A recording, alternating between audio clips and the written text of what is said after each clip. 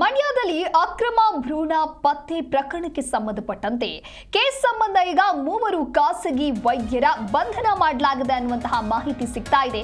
ಓರ್ವ ಸರ್ಕಾರಿ ವೈದ್ಯ ನಾಪತ್ತೆಯಾಗಿದ್ದಾರೆ. ನಾಪತ್ತೆಯಾದಂತಹ ವೈದ್ಯನಿಗೆ ಇದೀಗ ಪೊಲೀಸರಿಂದ ಶೋಧ ಕಾರ್ಯಾಚರಣೆ ನಡೀತಾ ಇದೆ. ಕೆಆರ್ಪೇಟೆಯ ಡಯಾಗ್ನೋಸ್ಟಿಕ್ ಸೆಂಟರ್ನಲ್ಲಿ ನಡೆಸ್ತಾ ಇದ್ದಂತಹ ದಂಧೆ ಇದು. ಪಟ್ಟಣದ ಚೇತನ ನರ್ಸಿಂಗ್ ಹೋಮ್ ವೈದ್ಯೆ ದಿವ್ಯಾ, ನಾವಿ ಡಯಾಗ್ನೋಸ್ಟಿಕ್ ಸೆಂಟರ್ ವೈದ್ಯ ಡಾಕ್ಟರ್ ಹರ್ಷಿತ್ ಹಾಗೆ ಕುಶಾಲ್ ಡಯಾಗ್ನೋಸ್ಟಿಕ್ ಸೆಂಟರ್ನ ಡಾಕ್ಟರ್ ಪರೀಶ್, ಈ 3 ಜನ ವೈದ್ಯರನ್ನ ಈಗ ಬಂಧಿಸಲಾಗಿದೆ. ಪಟ್ಟಣದ ಸರ್ಕಾರಿ ಆಸ್ಪತ್ರೆ ವೈದ್ಯ ಪ್ರಿಯಾಂಕ ಮಾತ್ರ ನಾಪತ್ತೆಯಾಗಿದ್ದಾರೆ ಅನ್ನುವಂತ ಮಾಹಿತಿ ಇದೆ.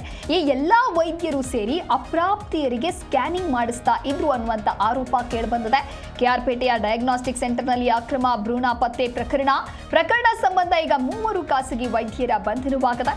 ಪಟ್ಟಣದ ಚೇತನ ನರ್ಸಿಂಗ್ ಹೋಮ್ನ ವೈದ್ಯೆ ದಿವ್ಯಾ ಹಾಗೆ ಡಾಕ್ಟರ್ ಹರ್ಷಿತ್ ಹಾಗೂ ಡಾಕ್ಟರ್ ಪರೀಶ್ ಬಂಧಿತ ವೈದ್ಯರು ಇವರು.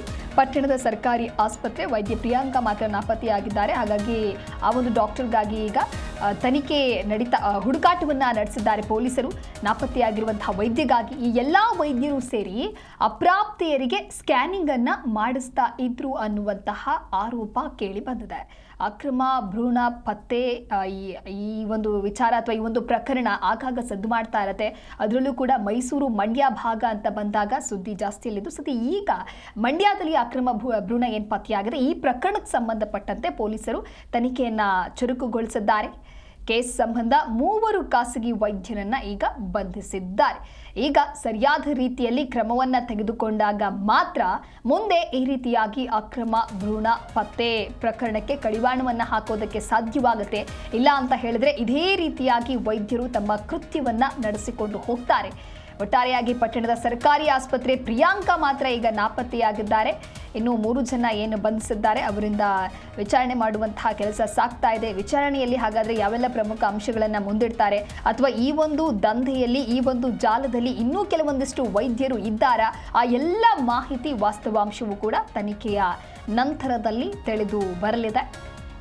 ಈ ಕುರಿತು ಮತ್ತಷ್ಟು ಮಾಹಿತಿಯನ್ನು ನೀಡ್ತಾರೆ ನಮ್ಮ ಪ್ರತಿನಿಧಿ ಲಾರಾ ಪ್ರಸನ್ನ ದೂರವಾಣಿ ಸಂಪರ್ಕದಲ್ಲಿ.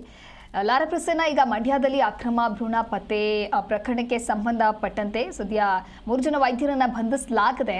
ಈ ಒಂದು ಪ್ರಕರಣ ಹೊರಗೆ ಬಂದಿದ್ದು ಹೇಗೆ? ಇವರ ಹಿಂದೆ ಇನ್ನೂ ಯಾರಾದರೂ ಇರುವಂತ ಮಾಹಿತಿ ಸಿಗ್ತಾ ಇದೆಯಾ, ಹೇಗೆ? ಇದು ಕೆಆರ್ಪೇಟೆಯ ಡಯಾಗ್ನೋಸ್ಟಿಕ್ ಸೆಂಟರ್ ನಲ್ಲಿ ಈಗ ಅಕ್ರಮ ಭ್ರೂಣ ಪತ್ತೆ ಪ್ರಕರಣ ಕೂಡ ಈಗ ದಾಖಲಾಗಿರುವಂತದ್ದು. ಪ್ರಕರಣಕ್ಕೆ ಈಗ ಸಂಬಂಧಪಟ್ಟಂತೆ 3 ಖಾಸಗಿ ವೈದ್ಯರನ್ನ ಕೂಡ ಬಂಧನವನ್ನ ಕೂಡ ಮಾಡಿರುವಂತದ್ದು. ಒಬ್ಬ ಸರ್ಕಾರಿ ವೈದ್ಯ ಕೂಡ ಈಗ ಏನು ಒಂದು ಭ್ರೂಣ ಹತ್ಯೆ ಕೇಸ್ ನಲ್ಲಿ ಕೂಡ ಭಾಗಿಯಾಗಿದ್ರು, ಆದ್ರೆ ಈಗ ಅವರು ನಾಪತ್ತೆಯಾಗಿದ್ದಾರೆ ಅನ್ನೋ ಒಂದು ಮಾಹಿತಿ ಕೂಡ ಇರುವಂತದ್ದು.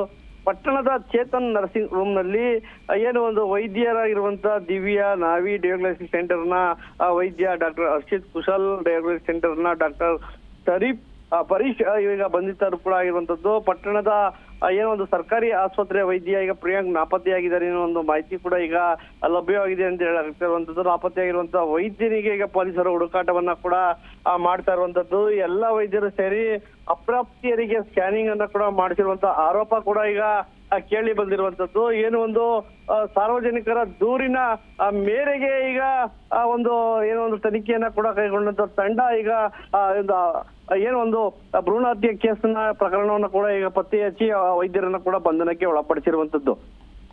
ಓಕೆ ಪ್ರಸನ್ನ, ಹಾಗೆ ಈ 3 ಜನ ವೈದ್ಯರಿಗೆ ಸಂಬಂಧಪಟ್ಟಂತಹ ಸೆಂಟರ್ ಏನಿತ್ತು ಅದನ್ನ ಸೀಲ್ ಮಾಡಲಾಗಿದ್ಯಾ ಅಥವಾ ಹೇಗೆ?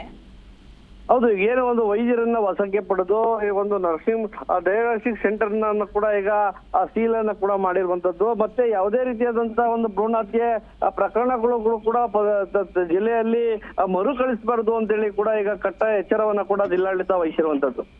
ಈ ಹಿಂದೆ ಏನಾದ್ರೂ ಈ 3 ಜನ ವೈದ್ಯರು ಇಂಥದ್ದೇ ಪ್ರಕರಣದಲ್ಲಿ ಏನಾದ್ರೂ ಭಾಗಿಯಾಗಿರೋದ್ರ ಬಗ್ಗೆ ಶಂಕೆ ವ್ಯಕ್ತವಾಗಿದೆಯಾ, ಹೇಗೆ ಪ್ರಸನ್ನ? ಈಗಷ್ಟೇ ತಾನೇ ಪೊಲೀಸರು ವಶಕ್ಕೆ ವೈದ್ಯರನ್ನ ಕೂಡ ಪಡೆದಿರುವಂತದ್ದು.